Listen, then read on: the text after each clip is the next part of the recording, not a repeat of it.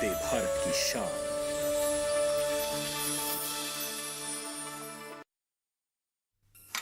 ये लो।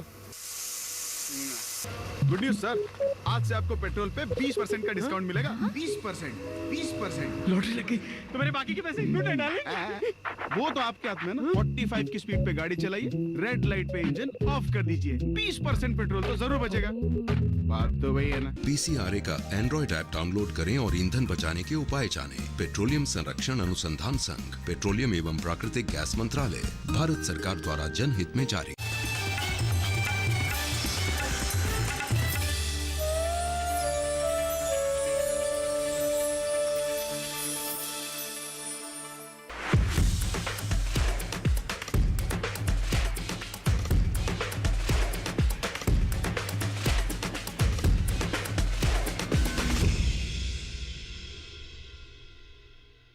नमस्कार, आप सभी का स्वागत विचार विमर्श में। मैं हूं मुकुल शर्मा।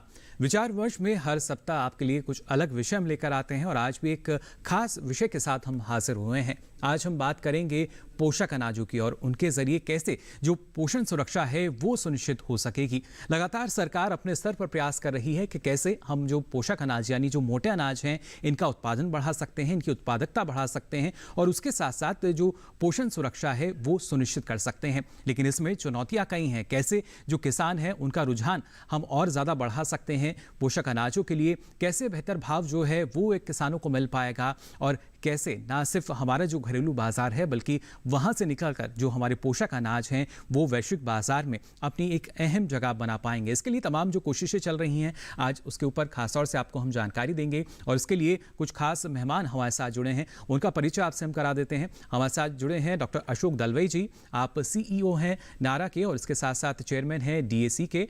बहुत बहुत स्वागत आपका डॉक्टर अशोक दलवई। और साथ ही हमारे साथ जुड़े हैं डॉक्टर विलास पिनौती जी, आप डायरेक्टर हैं Indian institute of millet research Telangana Hyderabad से। आपका भी बहुत बहुत स्वागत डॉक्टर विलास। और साथ ही आपको बता दें इसी संस्थान से हमारे साथ जो प्रधान वैज्ञानिक हैं डॉक्टर B दयाकर राव जी वो भी जुड़ चुके हैं। डॉक्टर राव, आपका भी बहुत बहुत स्वागत हमारे इस खास कार्यक्रम विचार विमर्श में। तो आपके साथ हम जो चर्चा है वो शुरू करेंगे। आइए लेकिन उससे पहले नजर डालते हैं इस खास रिपोर्ट पर। Our coarse grains and millets have high nutrition value. They can be called nutrition rich and climate smart crops. This will raise incomes of some of the poorest of the poor farmers. आज हम देखते हैं कि जिस भोजन को हमने छोड़ दिया उसको दुनिया ने अपनाना शुरू कर दिया। जो जौ हो, ज्वार हो, रागी हो, कोदो हो, सामा हो, बाजरा हो, सामा हो, लेकिन धीरे धीरे हमारी ये सारी चीजें थालियां से गायब होती गई और इसलिए इस थाली को भी ये खाएं मतलब गरीब, उसको टैग लगा दिया। तो फिर मैं गरीब नहीं हूं ये कहने के लिए भी उसने थाली छोड़ दी। जिस अनाज को कोई फ्री में लेने के लिए भी तैयार नहीं होता था वो सैकड़ों रुपए किलो के हिसाब से आज दुनिया के लोग ढूंढ रहे हैं। लोग अपने भोजन में इन्हें शामिल करें, इस और प्रयास बढ़ाए जा रहे हैं। मैं आज FAO को विशेष धन्यवाद देता हूं कि उसने वर्ष 2023 को इंटरनेशनल ईयर ऑफ मिलेट्स घोषित करके भारत के प्रस्ताव को पूरा समर्थन दिया है। We should also think about Ayurveda and ahar in the time to come. Food items relating to Ayurveda and food items that further good health. Many of you would be aware that a few days ago, the United Nations declared 2023 to be the International Year of Millets. Let us spread awareness on the benefits of millets. साल 2023 में पूरी दुनिया में अंतर्राष्ट्रीय पोषक अनाज वर्ष मनाया जाएगा। इसके तहत पोषक अनाज को बढ़ावा देने के लिए अलग अलग कार्यक्रम भी आयोजित किए जाएंगे। मोटे अनाजों के विकास के लिए सरकार ने कई कदम उठाए हैं और सरकार द्वारा उठाए गए इन कदमों का सकारात्मक प्रभाव भी हुआ है। जैसे 2017-18 में मिलेट्स का जो उत्पादन 164 लाख टन था, वो साल 2020-21 में बढ़कर 176 लाख टन हो गया। वहीं साल 2017-18 में उत्पादकता 1163 किलोग्राम प्रति हेक्टेयर थी, जो साल 2020-21 में बढ़कर 1239 किलोग्राम प्रति हेक्टेयर हो गई है। हमारे देश में लगभग 140 लाख हेक्टेयर क्षेत्र में लगभग 125 लाख टन मिलेट्स का उत्पादन होता है। भारत का मिलेट्स उत्पादन एशिया का 80 और वैश्विक उत्पादन का 20% है। पोषक अनाज यानी मिलेट्स जलवायु प्रतिरोधक क्षमता वाली फसलें हैं, जिनकी खेती 131 देशों में की जाती है। इन पोषक अनाजों में बाजरा, ज्वार, रागी, कांगनी, कोदो, कुटकी, चीना, सावा, ब्राउन टॉप मिलेट, टेफ मिलेट और फोनियो मिलेट शामिल है। हमारे यहाँ मुख्य रूप से आंध्र प्रदेश, छत्तीसगढ़, गुजरात, हरियाणा, झारखंड, कर्नाटक, केरल, मध्य प्रदेश और महाराष्ट्र में मोटे अनाजों की खेती की जाती है। इनके अलावा ओडिशा, पंजाब, राजस्थान, तमिलनाडु, तेलंगाना, उत्तराखंड, उत्तर प्रदेश और पश्चिम बंगाल में भी मोटे अनाज उगाए जाते हैं। बात अगर पोषण की करें तो बदलती जीवन शैली के कारण मोटापा, डायबिटीज जैसे रोग तेजी से पांव पसार रहे हैं। इन पर काबू पाने के लिए पोषक तत्वों से भरपूर मोटे अनाज वाली फसलें काफी अहम साबित होती है। महिलाओं में अक्सर आयरन, कैल्शियम और फोलिक एसिड की कमी पाई जाती है। ऐसे में महिलाओं में इन कमियों को दूर करने के लिए मोटा अनाज एक सस्ता और अच्छा साधन है। इसके अलावा मोटे अनाजों में जिंक, विटामिन ए, डी, ई और मैग्नीशियम भी भरपूर मात्रा में होते हैं। हाल ही में प्रकाशित स्मार्ट फूड स्टडी बताती है कि मोटे अनाजों से भरपूर भोजन बच्चों के विकास में 50% तक का इजाफा कर सकता है। तो जाना आपने इस रिपोर्ट के जरिए किस तरीके से लगातार जो पोषक अनाज है उसको बढ़ावा देने के लिए सरकार प्रयास कर रही है और इसके परिणाम भी अब हमारे सामने आने लगे हैं कि जो किसान हैं उनका रुझान बढ़ रहा है मोटे अनाज यानी पोषक अनाज की खेती के लिए। आइए सबसे पहले रुक कर लेते हैं यहाँ पर डॉक्टर अशोक दलवई जी का। डॉक्टर अशोक, जानना चाहेंगे आपसे जिस तरीके से लगातार जो सरकार की कोशिश भी रही है और कहीं ना कहीं जो पोषक अनाज का महत्व है या मोटे अनाज का महत्व है वो अब किसान जो है कहीं ना कहीं समझने लगा है। धन्यवाद। पहली बात ये सुनकर मुझे बहुत अच्छा लग रहा है कि आप इसको पोषक अनाज कहा। जी, पहले हम इसको कोर्स ग्रेन कहते थे, मोटे अनाज कहते थे। जी, जब से सरकार ने ये तय की कि हमारे देश में क्लाइमेट चेंज के कारण से, रेनफेड एरियाज के कारण से और हमारे जो कंज्यूमर्स जी है ना, उनके हित दृष्टि से ये एक जो न्यूट्री सीरियल्स जो इंग्लिश में कहते हैं जी, इनको हम प्रमोट करना शुरू करें। ये देखा गया कि पिछले 40 साल में हमारे जो क्षेत्रफल था ये पोषक अनाज में बहुत घट गया है। जी, लगभग 40 मिलियन हेक्टेयर था 1983 में, जी, वो घटकर अब 16-17 मिलियन हेक्टेयर को आकर पहुंच गया। एक बड़ी कमी जो है वो दिखाई देती है नहीं इसमें।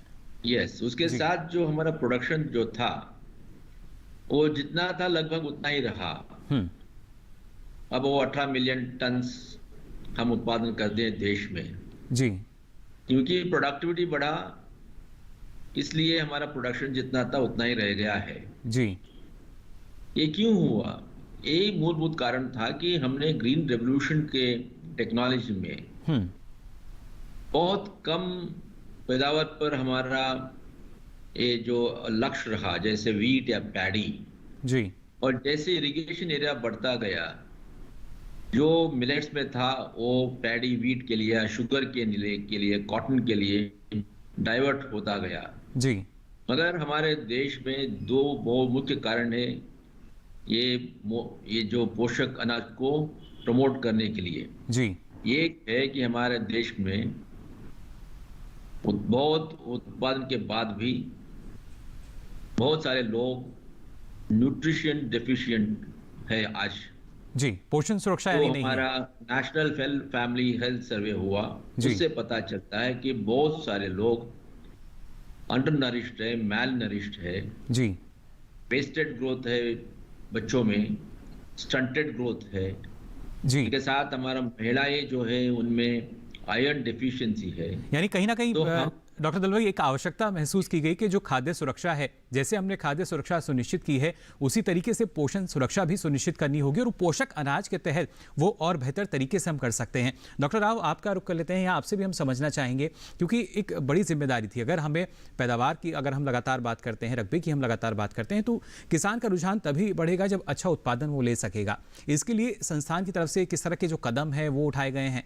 कि जो पोषक अनाज की बात जो चल रही है जी, तो इसमें सप्लाई का इशू कम है, डिमांड का इशू ज्यादा है।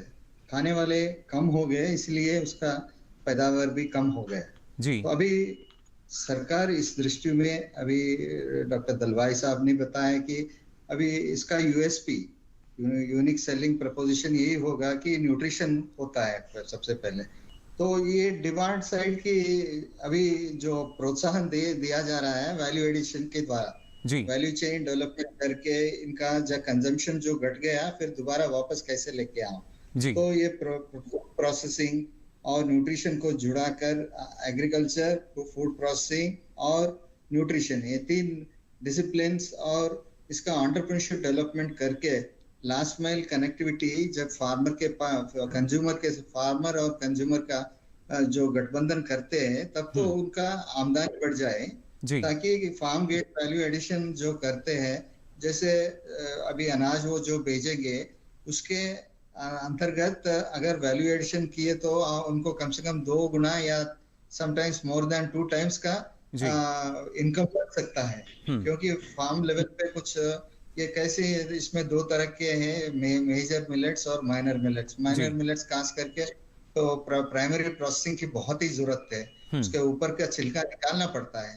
तो ऐसी चीज क्लीनिंग, ग्रेडिंग, वो सारे अगर फार्म गेट लेवल पे करके प्राइमरी प्रोसेसिंग ग्रेन लाए, उसका मूल्य बढ़ जाएगा, ताकि वैल्यू एडिशन के द्वारा फार्मर को और भी लाभ मिल जाएगा।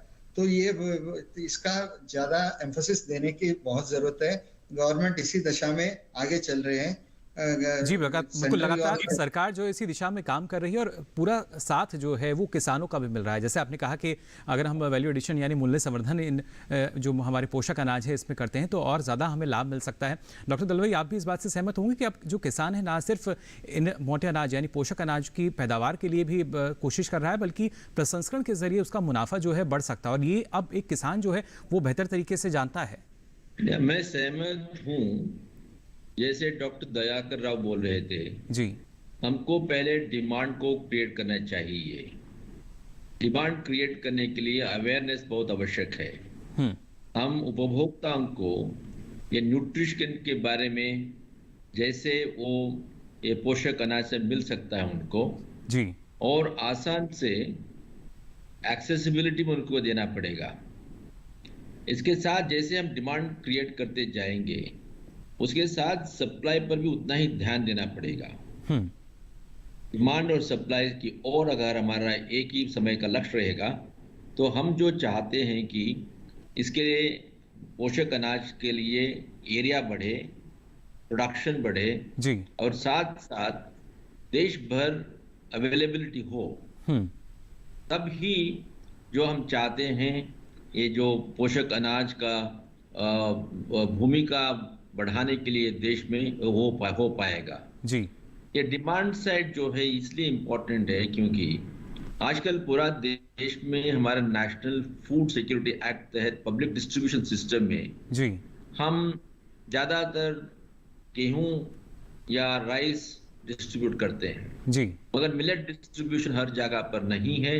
जहां होता है बहुत कम स्तर पर हो रहा है। तो हमारा ये कोशिश होनी चाहिए कि हम पीडीएस के माध्यम से जहां लोग ये जो मिलेट्स खाना चाहेंगे उनको मिलेट्स को अवेलेबल करें। जी, तो इसलिए तो हर राज्य को लिखा गया है, यानी मिलेट्स में भी हम आत्मनिर्भर हो सकें, इस तरह के प्रयास हमें करने होंगे। कुछ कुछ हो रहा है कुछ राज्यों में, जैसे उड़ीसा, कर्नाटक में कुछ स्तर पर हो रहा है जी। मगर हम चाहेंगे कि ये हम ऑप्शन दे हमारे उपभोक्ताओं को, अगर वो मिलेट्स खाना चाहेंगे तो वो पीडीएस में उपलब्ध होनी चाहिए, अगर वो गेहूं चाहेंगे तो गेहूं खा सकते हैं। मगर इतना पीडीएस में चैनलाइज करने के लिए हमारा प्रोडक्शन को बढ़ाना पड़ेगा जी। मैंने कह रहा था कि हमारा खाला 18 मिलियन टन मात्र मिलेट्स हो रहा है जी। कैसे इसको बढ़ा सकते हैं?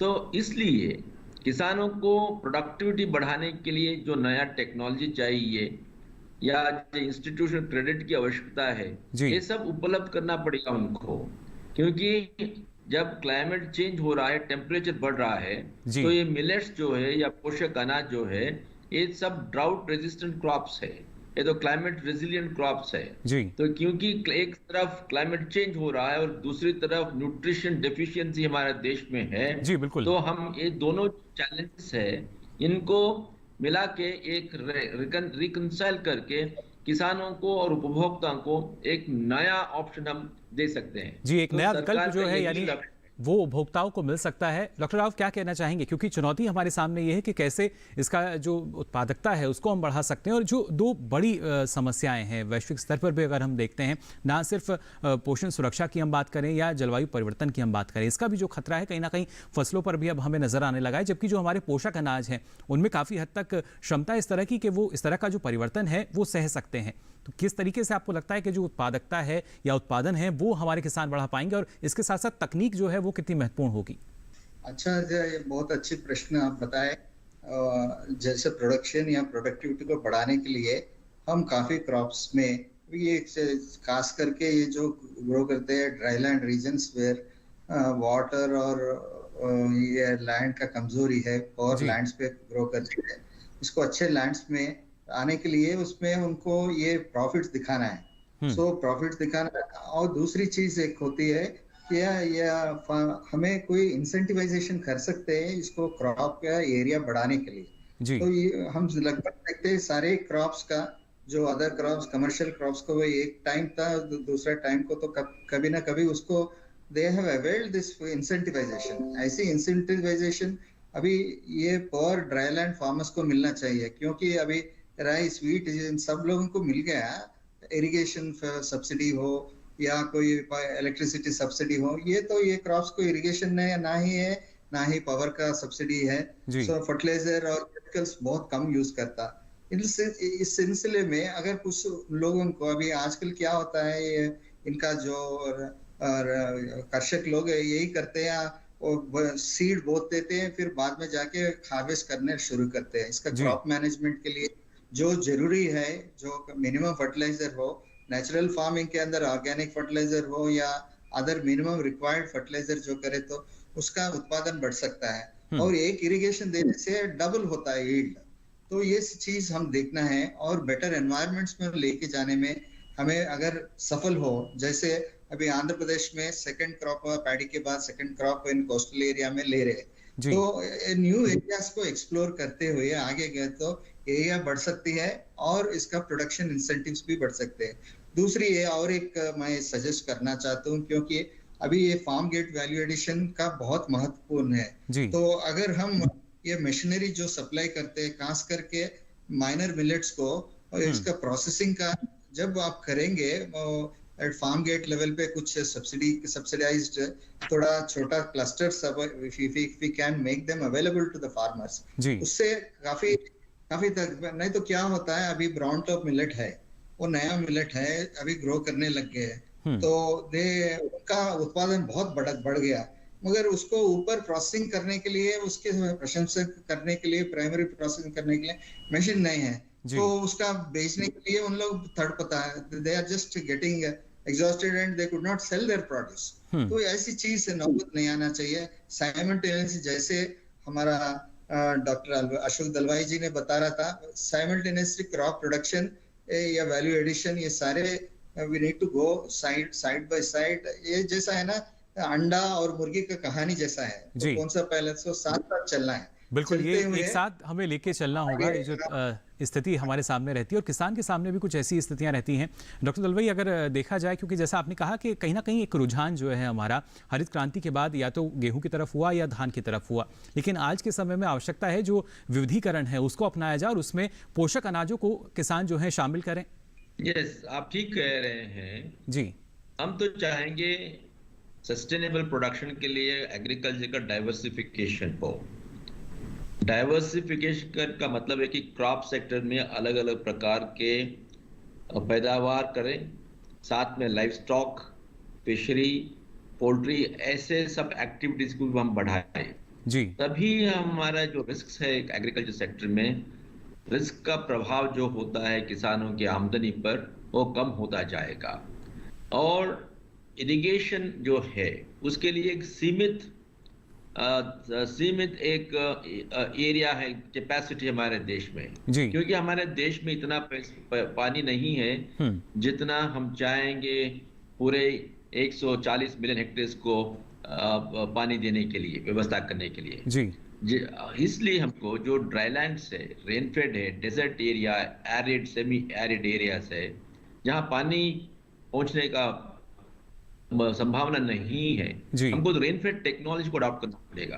तो रेनफेड टेक्नोलॉजी में लो वाटर ड्यूटी क्रॉप जैसे ही हमारा पोषक अनाज है, पल्सेस है, ऑयल सीड्स है, इनको और ज्यादा महत्व देना पड़ेगा। बिल्कुल डॉक्टर दलवई, और आपने तो खासतौर से जो हमारे ड्राई लैंड है या रेनफेड एरियाज हैं, यहाँ पर हमने देखा है पिछले अगर कई सालों की भी हम बात करते हैं तो लगातार आप किसानों को जागरूक करते आए हैं। उसके परिणाम हम मान सकते हैं कि अब सामने आने लगे हैं। जो किसान है वो अब उनका रुझान जो है इन दूसरी फसलों पर भी नजर आता है। अगर हम नया टेक्नोलॉजी देंगे, टेक्नोलॉजी में क्या है, सीड्स उदाहरण, उसके साथ प्रोक्योरमेंट होगा या मार्केट एफिशिएंसी को हम बढ़ाएंगे, निश्चित तौर पर किसान का रिस्पॉन्स रहेगा जी। अब मिलेट्स में भी यही करना पड़ेगा। मिलेट्स में थोड़ा ज्यादा चैलेंजेस है। चैलेंज यही है कि हमको जितने नए वैरायटी चाहिए वो अभी तक हमको जितने स्तर पर चाहिए उतना नहीं है। तो हमको यही करना है कि जितना ब्रीडिंग प्रोग्राम हुआ है आज तक मिलेट्स में, उस वैरायटीज को स्क्रीन करके जहां अच्छा वैरायटीज है उस वैरायटीज को सीड प्रोडक्शन करके हमें किसानों तक पहुंचाना पड़ेगा। यही देखा गया है कि जो हम फ्रंटलाइन डेमोन्स्ट्रेशन करते हैं केवी के माध्यम से, वहां जितना प्रोडक्टिविटी हम देख पाते हैं उतना हमारे किसानों के खेत पर हम नहीं देख पा रहे हैं। लगभग 40% कम होता है। ये 40% क्यों कम हो रहा है? यही कारण है कि जो किसान उगाते हैं वो मोर और लेस डेजर्ट, बंजर भूमि रहता है या लो एंडोर्ड क्रॉप्स सॉइल्स रहता है, पानी ठीक नहीं दे पाते हैं या फर्टिलाइजर नहीं देते हैं। तो हमको ये नया वैरायटीज के साथ ये जो एग्रोनॉमिक प्रैक्टिसेस है इसके बारे में भी किसानों को अवगत करने का आवश्यकता है, तभी हमारा प्रोडक्शन बढ़ता जाएगा। और साथ साथ मिलेट्स में ये जो चैलेंज डॉक्टर दयाकर राव बोल रहे थे, हार्वेस्टिंग के बाद वो सीधा तो खा नहीं पाते हैं, बिल्कुल उपभोग, इसके लिए डी हलिंग करना पड़ेगा, प्राइमरी प्रोसेसिंग करना पड़ेगा।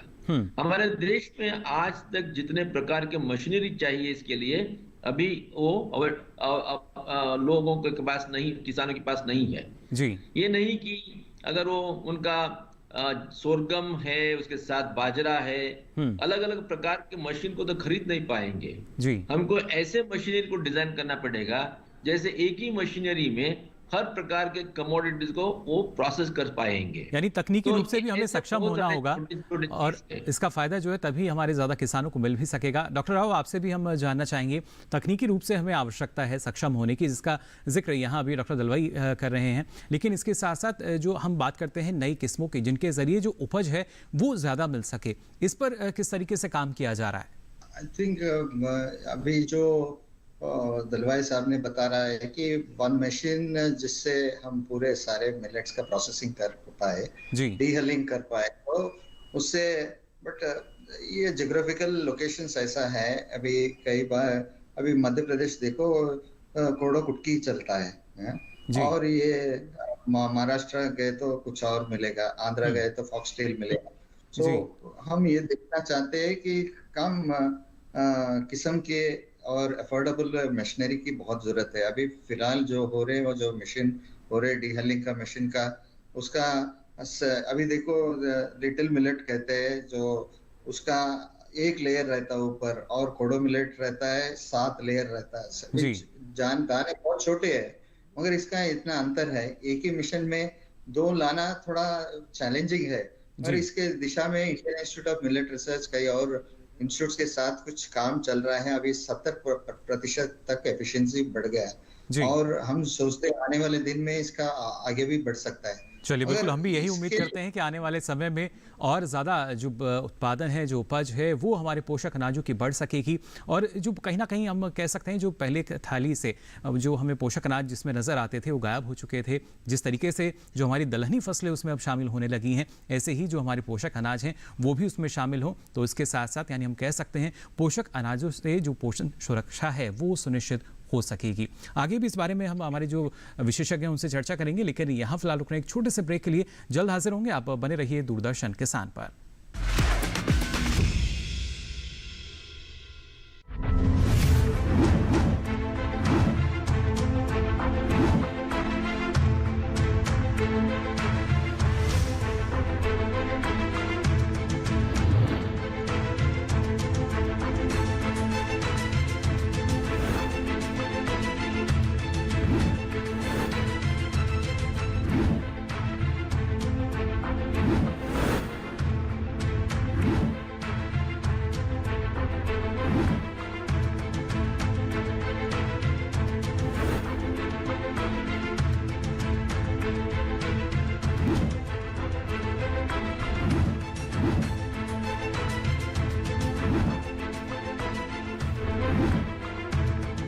देखिए दूरदर्शन किसान पर सरकार आपके साथ, शनिवार रात 9 बजे।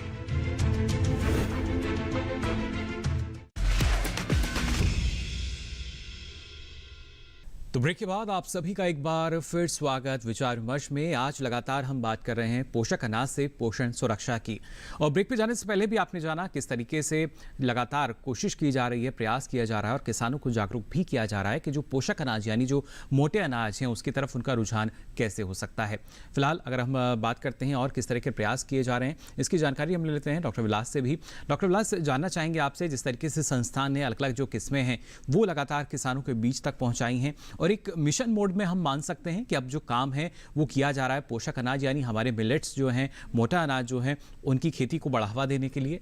ये बिल्कुल सरकार की तरफ से और हमारे संस्था Indian council of agriculture research और इंडियन इंस्टीट्यूट मिलेट्स रिसर्च की तरफ से जो प्रयास हो रहे हैं वो 5 सूत्रों के आधार पर हो रही है जी। एक जो है किसान को अच्छी बीज की व्यवस्था हो, प्रोडक्शन और प्रोडक्टिविटी का बढ़ावा हो जी, और के अलावा न्यूट्रिशन और हेल्थ एंड वेलनेस अवेयरनेस की एक प्रोग्राम बढ़ाने दो और एंटरप्रेन्योरशिप डेवलपमेंट और आल्सो इंटरनेशनल आउटरीच पे और पॉलिसी इंटरवेंशन पे काम हो रही है जी। तो पोषक अनाज जो 5000 साल पहले डोमेस्टिकेट हुए, कृषि मूलम इदम धान्यम बताते हैं, कृषि के मूल थे ये धान्य।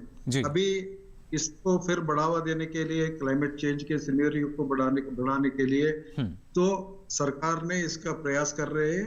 न्यूट्रिसीरियल और पोषक अनाज का दर्जा इनको दिया गया है जी। और मिशन मिलेट्स जो हम कहते हैं नेशनल फूड सिक्योरिटी मिशन के तहत इसको बढ़ावा देते हुए सबको पोषण सुरक्षा का जो अभियान चलाए हैं मिलेट के द्वारा दिलाने की हम ये भरपूर कोशिश कर रहे हैं सर। लेकिन डॉक्टर विलास, इसके लिए जब हम बात करते हैं प्रसंस्करण क्षेत्र में हमें जाना होगा, प्रोसेसिंग की हम बात करते हैं, क्या इसके लिए संस्थान की तरफ से भी किस तरह की जो ट्रेनिंग है वो आयोजित की जाती है?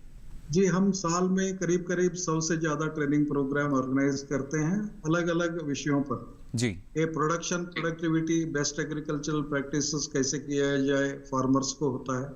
दूसरा training programme processing, primary processing, secondary processing और वैल्यू एडिशन के ऊपर जो प्रोसेसर्स है, फूड प्रोसेसिंग इंडस्ट्री वाले हैं, सेल्फ हेल्प ग्रुप्स है या फार्मर्स के FPO ग्रुप्स भी एज ए इंक्यूबेशन सेंटर पे हम लेते हैं। इन सबको अलग अलग पहलुओं पर हम ट्रेनिंग देते हैं। और 2 चीजें हमारे पास RKVY रफ्तार के अंडर 2 प्रोग्राम चलते हैं। एक एनग्रेन प्रोग्राम है और इसके अंदर जो इनिशियल एंटरप्रेन्योर्स जो अपना कुछ करना चाहते हैं, वैल्यू एडिशन और कोशिश करना चाहते हैं एंटरप्रेन्योरशिप मिलेट्स के ऊपर, उनको 5 लाख की सहायता धनराशि मिलती है और ये ऑल इंडिया कंपटीशन बेसिस पे सिलेक्शन होता है। दूसरी चीज 25 लाख का सहायता धनराशि मिलती है जो ऑलरेडी ये बिजनेस में है, जो स्टार्टअप्स के रूप में उभर के आते हैं, उनको हम इंक्यूबेट करते हुए 25 लाख की सहायता धन सपोर्ट ये RKVY रफ्तार के प्रोग्राम के अंदर मिलता है। और अभी हम इसके वजह से करीब 1 लाख लोगों को ट्रेन किया है और 500 से ज्यादा सेल्फ हेल्प ग्रुप को ट्रेन किया है, 400 से ज्यादा एंटरप्रेन्योर्स उभर के आए हैं, 350 से ज्यादा स्टार्टअप्स है।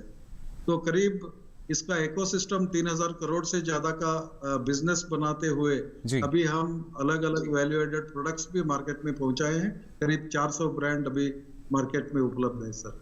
जी डॉक्टर विलास, यानी हम मान सकते हैं जो हमारे पोषक अनाज हैं, पोषण सुरक्षा तो दे ही रहे हैं, लेकिन उसके साथ साथ किसानों के लिए आर्थिक सुरक्षा भी हम मान सकते हैं। जिस तरीके से आप बताने के किस स्तर पर लगातार जो कार्यक्रम है वो आयोजित किए जा रहे हैं, प्रशिक्षण जो है वो लगातार दिया जा रहा है, अगर इसको देखा जाए तो।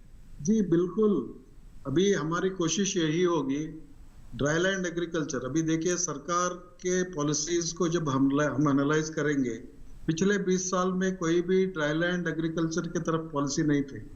जब लास्ट 10 साल में हम देखा जाए तो हम पल्सेस के ऊपर पॉलिसी बनाए, पल्स रेवोल्यूशन हो गया। अभी ऑयल सीड मिशन चल रहा है जो हमारे सेल्फ सस्टेनेबिलिटी ऑफ ऑयल की इंडिया में होना है, इंपोर्ट को कम करना है। वैसे ही मिलेट मिशन के अंदर ड्राईलैंड एग्रीकल्चर में कैसे मुनाफा फार्मर्स का बढ़ाया जाए, इसी की कोशिश हो रही है। जब एरिया एक्सपेंशन होगा डिमांड ड्रिवन पॉलिसीज की तरफ से, जैसे कि अवेयरनेस बढ़ रही है, डिमांड मिलेट्स के ऊपर बढ़ रहा है क्योंकि मिलेट्स हमारे स्वास्थ्य के लिए अच्छा है, इसका एक अभिप्राय लोगों में आ गया है। अभी इसके तहत जब demand driven policies government support में आ रहे हैं, incentivising cultivation, farm gate processing और 1 डिस्ट्रिक्ट 1 प्रोडक्ट की जो पॉलिसी है, मिनिस्ट्री ऑफ फूड प्रोसेसिंग की वजह से प्रोसेसिंग की सपोर्ट जो मिल रही है जी। और अलग अलग जो स्कीम्स आ रहे हैं, तो इसके वजह से फार्मर्स में मिलेट कल्टीवेशन की इंटरेस्ट आ रही है और प्रोसेसिंग फैसिलिटीज जब बढ़ रहे हैं, वो अपना ब्रांडिंग करके लोकल, रीजनल और नेशनल स्तर पर भी अपने ब्रांड्स मार्केट्स में और एंटायर वैल्यू चेन को स्ट्रेंथन करते हुए हमारे Indian institute of millet research अलग अलग स्टेक होल्डर के साथ ये काम करते हुए हम फार्मर को मार्केट के साथ लिंक करने की एक प्रयास कर रहे हैं। इस प्रयास में हम यशस्वी भी हो रहे हैं। जी बिल्कुल, लगातार जो प्रयास हैं देखिए वो फलीभूत होते नजर आ रहे हैं। और खासतौर से डॉक्टर विलास अगर देखा जाए, क्योंकि ना सिर्फ पोषण सुरक्षा बल्कि इसके साथ साथ जैसे आपने बताया कि आर्थिक सुरक्षा के लिहाज से भी कितना महत्वपूर्ण हो जाता है, लेकिन जो 2 वैश्विक समस्याएं हमें नजर आती हैं जो कि कहीं ना कहीं बड़ी चुनौतियां भी हैं, एक जलवायु परिवर्तन का खतरा और दूसरा कुपोषण की अगर बात की जाए, तो इन दोनों बड़ी समस्याओं के विकल्प के तौर पर अगर हम देखते हैं, समाधान के तौर पर देखते हैं, तो शायद पोषक अनाज जो है एक महत्वपूर्ण भूमिका निभा सकते हैं आने वाले समय में भी। जी बिल्कुल, अभी देखिए जैसे क्लाइमेट चेंज की बात करते हैं हम, तो इस जलवायु परिवर्तन के इस दौर में हमको ऐसे धान्य चाहिए जो एग्रीकल्चर को डाइवर्सिफाई भी करे और पोषण सुरक्षा भी दे।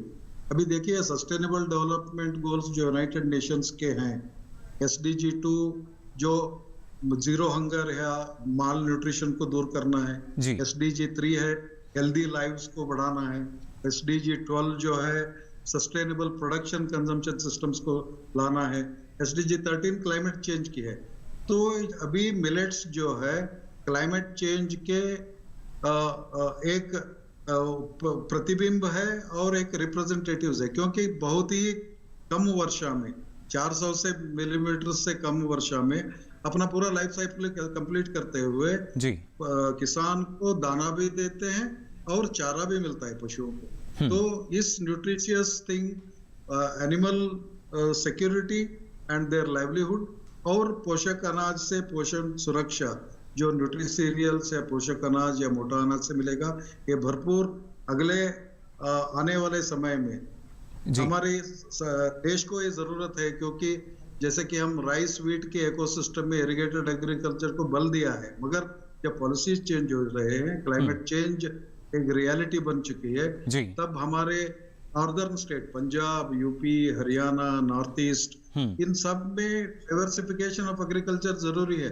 तो हमने हमारे ट्रायल से ये मालूम हुआ है कि इनके प्रोडक्टिविटी लेवल्स करीब 4 गुना ज्यादा है पंजाब, यूपी, हरियाणा में। तो इसलिए ये क्रॉप भी वहां आ गए, तो राइस, व्हीट, पोटैटो की जो मोनोक्रॉपिंग सिस्टम है, इसको हम डाइवर्सिफाई करने में भी सफल होंगे, पानी को बचाने में सफल होंगे, और जो अधिक मात्रा में जो फर्टिलाइजर और पेस्टिसाइड केमिकल यूज होते हैं, तो उसको बचाते हुए नेचुरल फार्मिंग का भी बढ़ावा दे सकते हैं। तो वैसे हम ऑर्गेनिक कंटेंट सॉइल का भी ये रहेगा, और डाइवर्सिफाइड एग्रीकल्चर में मिलेट्स सबको मिलेंगे, सबके फूड प्लेट पे जाएंगे और न्यूट्रिशन सिक्योरिटी प्रोवाइड करेंगे इस क्लाइमेट चेंज की दौर। जी बिल्कुल, तो ना सिर्फ बारानी क्षेत्र या सूखे क्षेत्र की हम बात करें, बल्कि वो भी क्षेत्र जहां पर जो बारिश की स्थिति है सामान्य होती है, वहां भी तमाम संभावनाएं मौजूद हैं। जो पोषक अनाज है, अगर उनकी खेती हमारे किसान करते हैं तो और अधिक लाभ उनको मिल सकता है। लेकिन यहाँ खासतौर से डॉक्टर विलास, अगर जिस तरीके से अंतर्राष्ट्रीय जो पोषण वर्ष है वो हम मना रहे हैं पोषक अनाज के साथ, किस तरीके से और खास रहेगा ये वर्ष जो है, और क्या कुछ इसमें तैयारियां चल रही हैं?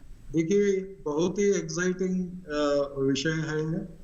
Indian institute of millet research, ICR और department of farmers agriculture and farmer welfare के साथ मिलते हुए हमने एक ब्लूप्रिंट बना के PMO को ये सबमिशन हुआ है, और करीब करीब 6 टास्क फोर्स बनाए गए हैं जो पोषण सुरक्षा, प्रोडक्शन और प्रोडक्टिविटी बढ़ाने का, जैसे मिलेट्स को अलग अलग recipes, both national international recipes, awareness create करने का, कैसे इसका रोड शोज हो सकते हैं। तो ये सारी चीजें नेशनल, रीजनल, इंटरनेशनल और विलेज लेवल तक भी इसकी प्लानिंग हो चुकी है, और करीब करीब सारे 20 ministries, starting from ministry of agriculture to civil aviation तक, सारे मिनिस्ट्रीज इसमें इन्वॉल्व हैं। इसका एक ही फाउंडेशन है, ये जो बुनियाद है, इसकी अवेयरनेस बढ़ाया जाए, इसका डिमांड बढ़ाया जाए, लोगों में इस उत्सुकता बढ़े कि ये सब और उनके फूड प्लेट में जाए और पोषण सुरक्षा मिले। और अंतरराष्ट्रीय लेवल पर अभी कर्टन रेजर हमने किया था हैदराबाद में सितंबर में, लास्ट ईयर सितंबर में। जनवरी में प्रधानमंत्री जी से इसका उद्घाटन होगा इंटरनेशनल ईयर ऑफ मिलेट्स का। उसके साथ साथ एक विचार गोष्ठी और कॉन्फ्रेंस भी होगी, इंटरनेशनल कॉन्फ्रेंस, जो करीब 131 कंट्रीज में जो मिलेट्स ग्रो होते हैं, करीब 60 करोड़ लोग इनके ऊपर डिपेंडेंट है, ये सब इनमें शामिल होंगे। इतना एक एक्साइटमेंट लेवल बढ़ेगा कि Africa, Asia, Europe, Australia, America, सारे कॉन्टिनेंट्स के प्रतिनिधि इससे जुड़ेंगे। और जब 160 देश इंटरनेशनल ईयर ऑफ मिलेट्स को बनाने के लिए सपोर्ट दिया यूनाइटेड नेशन जनरल असेंबली में, अभी भारत इसका लीडरशिप कर रहा है। प्रधानमंत्री जी के नेतृत्व में टास्क फोर्सेस बने हैं, नेशनल, इंटरनेशनल, रीजनल, लोकल। तो इसको कनेक्ट करते हुए स्टेट गवर्नमेंट्स में चीफ सेक्रेटरीज एंड कलेक्टर्स भी रिस्पॉन्सिबल रहेंगे, जो सारे फेस्टिवल्स जो बनेंगे, अवेयरनेस प्रोग्राम्स, तो इसके साथ जुड़ते जुड़ते करीब करीब 1000 रेसिपीज बनेंगे, और इंटरनेशनल रेसिपीज भी बन रहे हैं, और nutritionist, chefs of the hotels, doctors, gyms, everybody is involve. तो इसका एक एक्साइटमेंट का माहौल है, भारत इसका नेतृत्व कर रहा है, और यही प्रयास है इंडियन मिलेट्स को ग्लोबल प्लेटफॉर्म में पोजीशन किया जाए और सबको पोषण सुरक्षा दिया जाए। तो इसके से हमारा निर्यात बढ़ेगा, इससे फार्मर्स का डिमांड बढ़ेगा, जो मार्केट्स के बहुत डोमेस्टिक इंटरनेशनल मार्केट को कनेक्टेड रहेंगे। तो इसको फार्मर को इससे जोड़ने के लिए अपीडा, FSSAI, नेबार्ड और सारे प्लेटफॉर्मों से इनको लिंक किया गया है, और एक डिजिटल प्लेटफॉर्म बनाया जा रहा है जो फार्मर अपना प्रोड्यूस करता है उसको डिजिटली बेचा जाए, सो दैट कोई भी मिडिलमैन नहीं है, फार्मर अपना ब्रांड खुद बेचेगा एज ए FPO।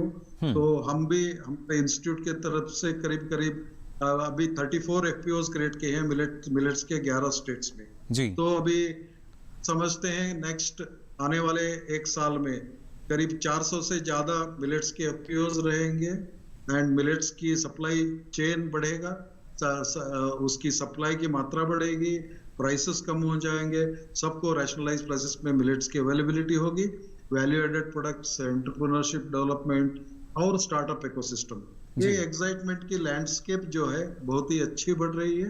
एंड हम समझते हैं प्रधानमंत्री जी के नेतृत्व में ये जो मिलेट रेवोल्यूशन हो रहा है, इसके साथ साथ हम सबको, सारे विश्व को फूड सिक्योरिटी के अलावा क्लाइमेट चेंज सिनेरियो में पोषण सुरक्षा भी देंगे, ये हमको उम्मीद है और हम इसके इस दिशा में प्रयास कर रहे हैं। जी बिल्कुल। तो जाना आपने कैसे कोशिश की जा रही है अंतर्राष्ट्रीय पोषण अनाज वर्ष की जब हम बात करते हैं इसके लिए, और क्या कुछ नया होने वाला है, कैसे किसान को फायदा मिलेगा, ना सिर्फ आर्थिक रूप से बल्कि अगर हम बात करते हैं पोषण सुरक्षा के उस लिहाज से भी काफ़ी महत्वपूर्ण हो जाता है, यानी स्वास्थ्य के लिहाज से भी काफ़ी खास हो जाते हैं हमारे जो पोषक अनाज हैं। और हर एक स्तर पर प्रयास यही किया जा रहा है कि ज़्यादा से ज़्यादा जो किसान हैं उनको जोड़ा जाए। और जैसा अभी डॉक्टर उल्लास ने भी जानकारी दी कि जो FPO हैं वो भी लगातार बढ़ रहे हैं, उनमें भी इजाफा हो रहा है, तो जाहिर तौर पर पोषक अनाज से जो पोषण सुरक्षा है वो जल्द ही सुनिश्चित हो पाएगी। फिलहाल हम यहाँ रुकने एक छोटे से ब्रेक के लिए, ब्रेक से लौटेंगे तो आपको बताएंगे और क्या कुछ खास हो सकता है इस मिशन में, बात करेंगे हमारे जो बाकी विशेषज्ञ हैं उनसे भी।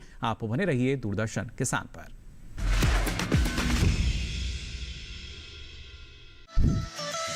खुशहाल होंगे खेत, पशु रहेंगे स्वस्थ, सरकारी स्कीम का होगा लाभ, जब एक्सपर्ट्स का मिलेगा साथ, आपके सवाल विशेषज्ञों के जवाब, सिर्फ एक फोन कॉल की दूरी पर।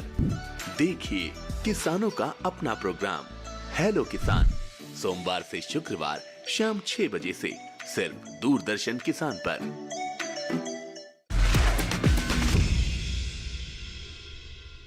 ब्रेक के बाद आप सभी का एक बार फिर स्वागत। विचार विमर्श में लगातार आपको हम जानकारी दे रहे हैं किस तरीके से कितना फ़ायदा आपको मिल सकता है जो हमारे पोषक अनाज हैं इनके ज़रिए, और कोशिशें लगातार की जा रही हैं और वो कोशिशें अब रंग लाती भी नज़र आ रही हैं सरकार की तरफ से। ना सिर्फ अगर हम MSP की बात करते हैं या किस तरीके से और किसानों को जो फ़ायदा हो सकता है उसके लिए सभी प्रयास जो हैं वो किए जा रहे हैं, और धीरे धीरे जो किसान हैं वो समझने भी लगा है कितना फ़ायदा उनको मिल सकता है पोषक अनाजों से। खासतौर से डॉक्टर दलवाई, अगर देखा जाए जैसा आपने कहा कि जो तकनीकी रूप से हम बात करते हैं, यानी इस तरह की जो मशीन की जब हम बात करते हैं तो आवश्यकता है कि अब ये नया बदलाव जो है हम देखें, क्योंकि और भी बदलाव जो हैं वो हमने हरित क्रांति के बाद से देखे। और आज के समय में जब हम ड्रोन के जरिए कृषि की हम बात करते हैं तो आने वाले समय में आवश्यकता यही कि पोषक अनाज में भी कुछ इस तरह की नई तकनीक आए जो हमारी उपज को बढ़ा सके।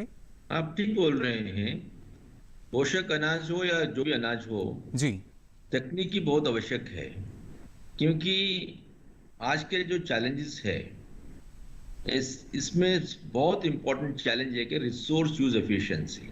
जी, रिसर्च से यही पता चलता है कि अगर हमारा 4 प्रकार का इंटरवेंशन हो जाएगा जी, तो निश्चित तौर पर हमारा प्रोडक्शन बढ़ेगा।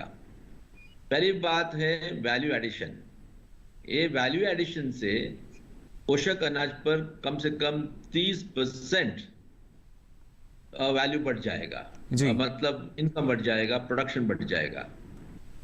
जो सेकेंडरी है इंपॉर्टेंट चीज है, ये जो मार्केटिंग व्यवस्था अगर ठीक करेंगे, MSP सिस्टम हो, उसके साथ साथ marketing system, open marketing system हो, उसे कम से कम 25% अच्छाई हो जाएगी। थर्ड एक है कि हम ये जो रिसोर्स यूज एफिशिएंसी मैं कह रहा था, ये बहुत इंपॉर्टेंट है जी। कैसे हम पानी या फर्टिलाइजर या लेबर अलग अलग प्रकार का मैनेजमेंट का प्रैक्टिस करेंगे, अगर वहां इंप्रूवमेंट होगा उससे भी कम से कम 25% फायदा हमको हो जाएगा जी। और इनके साथ अगर मार्केटिंग का व्यवस्था ठीक हो जाएगा कम से कम 20% तो हो ही जाएगा।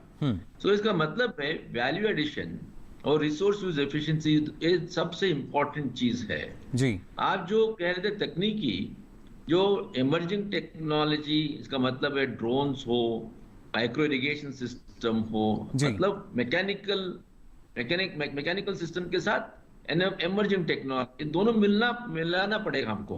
माइक्रो इरिगेशन के साथ आप सेंसर जोड़ दिया, या रिसोर्स यूज एफिशिएंसी के लिए आपने ड्रोन का इस्तेमाल किया। तो ऐसे मैकेनिकल टेक्नोलॉजी और इन एमर्जिंग टेक्नोलॉजी दोनों को अगर मिलाएंगे तो निश्चय हमारे किसान को लाभ होगा। मान लीजिए हमने सॉइल हेल्थ कार्ड का उपयोग किया ताकि किसान को पता चलेगा उनका सॉइल का न्यूट्रिएंट कंडीशन क्या है और क्या इस्तेमाल करना चाहिए। उसके साथ अगर माइक्रो इरिगेशन जोड़ेंगे तो स्वाभाविक तौर पर उनका कम पानी में ही अच्छा उत्पादन हो सकता है। तो प्रेसिजन एग्रीकल्चर जो चाहिए, प्रेसिजन एग्रीकल्चर प्रैक्टिस करने से हमारा जो इनपुट का व्यवस्था है वो ठीक होगा, उसके साथ हमारा उत्पादन बढ़ेगी और कॉस्ट ऑफ प्रोडक्शन जो है कम होगा। तो यही बहुत इंपॉर्टेंट है, तो हमको इस पर ध्यान देना चाहिए। इसके साथ साथ जब भी हमारा प्रोडक्शन होगा, हमारा उपभोक्ता का आवश्यकता को ध्यान में रखना पड़ेगा। आज उपभोक्ता क्या चाहेंगे, यही न्यूट्रिशन के साथ अगर न्यूट्रिशन का अंश को बढ़ाना है तो बायो फोर्टिफिकेशन बहुत इंपॉर्टेंट है। तो इसलिए हमको ऐसे प्रकार के वैरायटी चाहिए जहां जिंक हो, प्रोटीन हो, फैट हो, ये सब भी कार्बोहाइड्रेट के साथ इसका भी आवश्यकता पूरा हो सकेगी। यानी बायोफोर्टिफाइड जो किस्में हैं उनका प्रचलन जो है हमारे पोषक अनाजों में भी बढ़ना चाहिए। डॉक्टर राव, क्या कहना चाहेंगे आप, क्योंकि लगातार जो गुणवत्ता है उसको भी सुधारने की बात कही जाती है, किस तरीके से गुणवत्ता में इजाफा हम कर सकते हैं? उत्पादन तो हमें बढ़ाना ही है, लेकिन जो गुणवत्ता है वो भी काफी महत्वपूर्ण। जब हम पोषक अनाजों की बात करते हैं, कैसे इसमें सुधार लाया जाएगा? और खासतौर से जिसका जिक्र अभी यहाँ डॉक्टर दलवाई ने किया, जो बायोफोर्टिफाइड किस्मों की हम बात करते हैं, क्या उसकी भी यहाँ हम कह सकते हैं और नई प्रजातियां जो हैं वो आएंगी? अब अभी मिलेट्स में अबाउट 10 बायोफोर्टिफाइड वेराइटीज अभी तक ला चुके हैं। जैसे बाजरा में ज्यादा है, फिर बाद में फिंगर मिलेट में है, फिंगर रागी में होगा, और स्मॉल मिलेट्स में भी लाया गया है। तो इसमें जिंक के स्पेशल वेराइटीज कुछ है फोर्टिफाइड, बायोफोर्टिफाइड, आयरन बायोफोर्टिफाइड है, और ऐसे ही माइक्रो न्यूट्रिएंट डेफिशिएंसी आजकल बहुत ज्यादा है, इसी को हिडन हंगर कहला जाता है। तो इसके माध्यम में अगर हम ये स्पेशलाइज्ड बायोफोर्टिफाइड वेराइटीज खास करके अपना अनेमिया मुक्त भारत जो कहला जा रहे हैं, तो कैप्टिव मार्केट्स जो है, ICDS program, WCD program, iron malnutrition, ये सारे प्रोग्राम्स में अगर हम उसको we can connect to these markets, and अभी पोषण अभियान के अंतर्गत मिलेट्स का भी प्रोत्साहन दिया गया, तो इससे काफी लोगों को लाभ, वन साइड तो कंज्यूमर का लाभ होगा जो न्यूट्रिशन सिक्योरिटी के तरफ से, दूसरी तरफ फार्मर्स को भी इसका जैसे उनका भी लाभ होगा, because the markets are going to emerge. मुनाफा एक किसान का बढ़ सकेगा इसके जरिए। हाँ, because but we need to ensure one thing, तो प्रोड्यूसर शेयर में, कंज्यूमर शेयर में प्रोड्यूसर का शेयर और कंज्यूमर रूपी में प्रोड्यूसर शेयर अच्छा रहना चाहिए। फार्मर्स को कुछ अब जो मिल रहा है उससे ज्यादा मिलना चाहिए। ऐसी जो इंट्रोडक्शन के बायोफोर्टिफाइड या जो भी है, तो the policies must be put in such a way that the farmer get the maximum share from the consumer रूपी।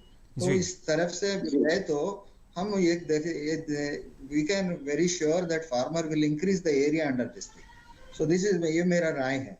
जी, यानी एक शुद्ध लागत जो है वो एक किसान को मिल सके, इसके लिए अब हमें प्रयास करने होंगे, क्योंकि जो किसान है तभी ज़्यादा उसका रुझान पोषक अनाजों की तरफ होगा जब उसको बेहतर भाव या जो मुनाफा है वो मिल सकेगा। डॉक्टर दलवी, आपने जिक्र किया था कि किस तरीके से अच्छा लाभ जो है वो किसान को मिल सकता है, कैसे किसान अपनी लागत को कम कर सकता है। लेकिन जब बात करते हैं हम जागरूकता की, यानी किस तरीके से हमें जो अवेयरनेस है उसको और ज़्यादा बढ़ाना, और उसी के लिए हम देख भी रहे हैं जो इंटरनेशनल ईयर ऑफ मिलेट्स का आयोजन जो किया जा रहा है, तो काफ़ी संख्या में अब जो किसान हैं वो जागरूक भी हो रहे हैं, और लेकिन कोशिश उनकी भी यही है कि सीधा वो उपभोक्ता तक संपर्क कर सकें। ये भी बहुत इम्पोर्टेंट है। पहले तो 2018 में हमारे देश में नेशनल ईयर ऑफ मिलेट्स को हमने मनाया और इससे भी बहुत अवेयरनेस क्रिएट हुआ है देश में, और आजकल सामान्य स्तर पर उपभोक्ता में भी एक नया अवेयरनेस आ रहा है कि हमको सेफ, हेल्दी, न्यूट्रिशन रिच खाना चाहिए जी। तो मोटे तौर पर हमारा एग्रीकल्चर प्रोडक्शन सिस्टम भी ये बदलाव हम देख रहे हैं जी। ये जो पोषक अनाज है, क्योंकि इन कमोडिटी को हम बढ़ाना चाहेंगे, तो ये जो हमारा इंटरनेशनल ईयर ऑफ मिलेट्स हम मनाने जा रहे हैं अगले साल जी, इसका लाभ उठाते हुए हमको और अवेयरनेस क्रिएट करना पड़ेगा। तो अवेयरनेस होगा जब इनके साथ जुड़े हुए जो एक्सपर्ट्स है, जैसे जो हमारा अलग अलग होटल में जो काम करते हैं शेफ्स उदाहरण जी, डॉक्टर्स उदाहरण, उसके साथ हमारा न्यूट्रिशन, हमारा यूनिवर्सिटीज के जो ओपिनियन मेकर्स प्रोफेसर्स है जी, ऐसे लोगों को अब बात करना शुरू करना चाहिए, क्योंकि हमारे देश में अब फूड सिक्योरिटी से न्यूट्रिशन की ओर हम जा रहे हैं जी, ताकि हमारा जो यूथ पॉपुलेशन है, विशेषकर महिलाएं हैं, इनका स्वास्थ्य अच्छा हो। तो इसको ध्यान में रखते हुए हमको ये पोषक अनाज को उनको बढ़ाने के लिए उसके बारे में जो अवेयरनेस चाहिए, ये सब उनको पहुंचाना चाहिए। बिल्कुल। और खासतौर से डॉक्टर दलवाई हम भी यही कह रहे हैं कि पोषक अनाजों से जो पोषण सुरक्षा है वो हम सुनिश्चित कर पाएंगे और आने वाले समय में मान सकते हैं कि इसको हम जल्द ही सुनिश्चित कर सकते हैं। जिस तरीके से दलहनी क्षेत्र में हम देखते हैं कोशिश जो की गई थी कि यहाँ आत्मनिर्भरता आ सके, तो ऐसे ही एक मिशन मोड में हमें शायद जो हमारा पोषक अनाज है उनको लेना होगा।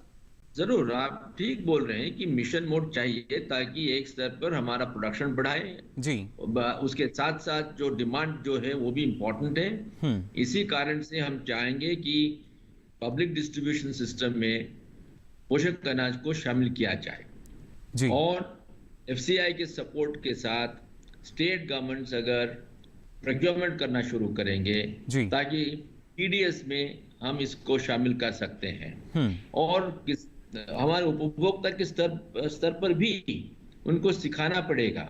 एक चैलेंज जो है पोषक अनाज में, ये पोषक अनाज का शेल्फ लाइफ थोड़ा कम होता है, तो इस कारण से हमको अब रिसर्च स्तर पर भी ये शेल्फ लाइफ को बढ़ाने के लिए कुछ करना पड़ेगा।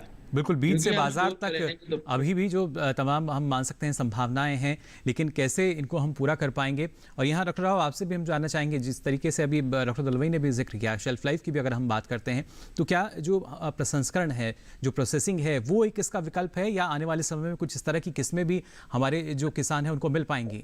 प्रोसेसिंग एक वेरी इंपॉर्टेंट की, जब शेल्फ लाइफ को मैनिपुलेट करने के लिए, जैसे जो गेहूं का आटा मिलता है वैसे पर्ल मिलेट या बाजरा का आटा भी मिलता है, मगर उसका शेल्फ लाइफ कम है जी। मगर अभी आप प्रसंस्करण करते हुए लाइक एक्सट्रूडेड प्रोडक्ट बनाए या फ्लेकिंग बनाए या बिस्किट्स बनाए, तो उसका शेल्फ लाइफ ऑटोमेटिकली बढ़ जाता है 6 महीने तक जी। तो ये है, एक तो प्रोसेसिंग के द्वारा हो सकता है। दूसरी चीज है, अभी काफी रिसर्च आगे चल रहा है ताकि इसका और भी बढ़ाए ताकि ये एक्सपोर्ट लायक हो। जैसे अभी 6 महीने कह रहे हैं, उससे आगे बढ़ते हुए 8 और 9 महीने IMR, FTRA, IIT खड़गपुर, ये हम सब मिलकर ये शेल्फ लाइफ को बढ़ाने की कोशिश में है। और दूसरी चीज है, ये जो क्रॉप का मटेरियल जो जर्म प्लाज्म होता है उसमें से भी काफी तरक्की चल रहा है कि हायर शेल्फ लाइफ वाले किस्म के सिलेक्शन हो और उसका पेरेंट्स बनाओ और उसका ब्रीडिंग भी कर लो, तो वो थोड़ा लॉन्ग टर्म का होता है। मगर शॉर्ट टर्म में ये इंटीग्रेटेड शेल्फ लाइफ मैनेजमेंट जो कहते हैं, उसके जरिया पैकेजिंग होता है, प्री प्रोसेसिंग होता है, प्रोसेसिंग होता है, और ये कई तरह के अभी शेल्फ लाइफ थ्रू पैकेजिंग चाहे तो एक तो नाइट्रोजन फ्लशिंग बोल के एक टेक्निक है, दूसरी चीज है वैक्यूम पैकिंग है। वैक्यूम पैकिंग करने से ग्रेन 1 साल तक रह सकता है। तो अलग अलग विकल्प हैं हमारे पास जिसके जरिए शेल्फ लाइफ को हम बढ़ा सकते हैं। और इसके साथ साथ ये मुझे लगता है जी परफेक्ट स्टॉर्म है। परफेक्ट स्टॉर्म का मतलब है समस्या है मगर उसके सॉल्यूशंस भी अवेलेबल हैं।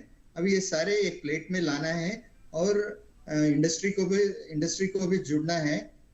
अभी स्टार्टअप्स का भी माध्यम से काफी काम चल रहा है। अभी स्टार्टअप्स 400 to 500 स्टार्टअप्स एमर्ज हुआ। गवर्नमेंट का प्रोग्राम्स PLIS और दूसरा 1 district 1 product के माध्यम से मिलेट्स का प्रोत्साहन चल रहा है। तो काम तो चल रहा है अभी इंटरनेशनल ईयर के दरिया।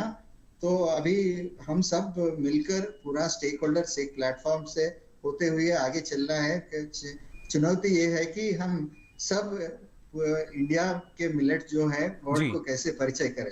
चलिए बिल्कुल, ये कंप्लीट पैकेज एक कोशिश ये और चुनौती देखिए तमाम है, लेकिन उन चुनौतियों से आगे हमें निकलना होगा। और जिस कोशिश का जिक्र यहाँ डॉक्टर राव कर रहे थे कि किस तरीके से हमारे जो भारतीय पोषक अनाज हैं उनको एक नई मान्यता जो है वो वैश्विक स्तर पर मिल सके, हर कोई पहचान सके उनका क्या महत्व है। क्योंकि हमारे देश में तो अब उसका जो महत्व है ना सिर्फ किसान बल्कि उपभोक्ता भी जो है पहचानने लगे हैं। और आने वाले समय में जो स्थिति अगर देखी जाए तो कहीं ना कहीं डॉक्टर दलवाई हम मान सकते हैं कि जैसा डॉक्टर राव कह रहे थे कि अभी भले ही हम कहीं ना कहीं इम्पोर्ट करते हैं, लेकिन स्थिति शायद ऐसी आ जाएगी कुछ दिन बाद कि हम एक्सपोर्ट के कगार पे होंगे, यानी हम जो निर्यात है वो कर सकेंगे। इतना आत्मनिर्भर हमें होना होगा। जरूर हमको ये एक मौका मिलेगा जी। पहले तो हमारे देश में भी इसके लिए बहुत डिमांड बढ़ेगा, क्योंकि सप्लाई आजकल इतना कम है और जैसे जैसे हमारा अवेयरनेस होता जा रहा है जी, उसके साथ वैल्यू एडिशन हो रहा है। मैं मानता हूं कि पहले देश में ही इसके लिए डिमांड बढ़ेगी और साथ में तो दूसरे देश में हमारा जो विदेश में रहते हैं हमारे भारतीय नागरिक विदेश में रहते हैं वो भी चाहते हैं, क्योंकि इंडियन प्रोड्यूस को चाहते हैं। तो इसलिए जरूर एक्सपोर्ट के लिए भी हमको मौका मिलेगा ही। तो ना सिर्फ घरेलू मांग बल्कि वैश्विक मांग भी जो है वो निकल कर आएगी, जिसका सीधा फायदा हमारे किसानों को मिल सकेगा और फायदा होगा उपभोक्ताओं को भी, क्योंकि इसके जरिए जो पोषण सुरक्षा है वो सुनिश्चित हो सकेगी। पोषक अनाज से पोषण सुरक्षा कैसे सुनिश्चित होगी ये आज आपने इस कार्यक्रम के जरिए जाना हमारे विशेषज्ञों के साथ। फिलहाल यहाँ डॉक्टर अशोक दलवाई जी और साथ ही हमारे साथ डॉक्टर राव जुड़े। धन्यवाद आपको भी जी, विचार विमर्श में भाग लेने के लिए आपने मौका दिया है। धन्यवाद आपको। तो जाना आपने किस तरीके से लगातार कोशिशें जो हैं वो अब रंग लाती नजर आ रही हैं। जो यहाँ ना सिर्फ इंटरनेशनल ईयर ऑफ मिलेट्स की हम बात कर रहे हैं, बल्कि जो पोषक अनाज है या मोटा अनाज जिसको हम कहते थे, वो कैसे अब एक उसका जो महत्व है वो ना सिर्फ हम जान रहे हैं, यानी घरेलू स्तर पर अगर देखा जाए तो हमारे देश में इसकी जो मांग है वो अब बढ़ने लगी है। साथ ही कोशिश ये है कि वैश्विक स्तर पर भी इसकी मांग जो है वो बढ़े, जिसका फायदा किसानों को मिल सके और एक बार फिर से जो पोषक अनाज हैं उनकी जो महत्ता है, उनका जो महत्व है वो हर कोई जाने और इसका सीधा फायदा हमारे किसानों को हो सके। तो आज के कार्यक्रम में आपने जाना किस तरीके से पोषक अनाजों से पोषण सुरक्षा जो है वो हम सुनिश्चित कर सकते हैं। आपको बता दें अब ये सारी जानकारी जो है आप देख सकते हैं डीडी किसान के यूट्यूब चैनल पर भी। इसके लिए आपकी टीवी स्क्रीन पर जो QR कोड दिखाया जा रहा है इसे आप स्कैन करें, जिसके बाद आप पहुंचेंगे यूट्यूब चैनल पर जहां ये सारी जानकारी आप देख सकेंगे कभी भी कहीं भी। तो फिलहाल आज के लिए विचार विमर्श में बस इतना ही। दीजिए इजाजत, नमस्कार।